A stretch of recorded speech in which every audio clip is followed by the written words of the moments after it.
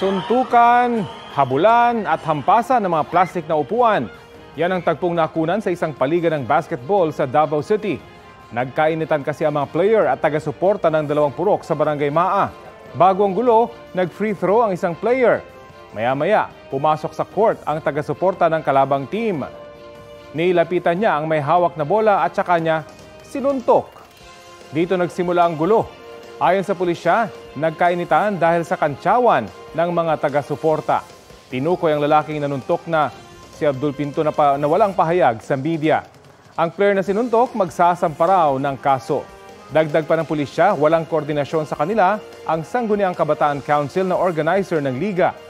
Hindi rin nagbigay ng pahayag ang SK. Nauwi rin sa suntukan ang bangga ng dalawang motorsiklo sa Malasique, Pangasinan. Makikita ang pagsalpok ng isang motorsiklo sa isang papalikong motorsiklo sa Barangay Nalcia Norte. Natumba ang dalawang motor, kasabay ng mga sakay nito.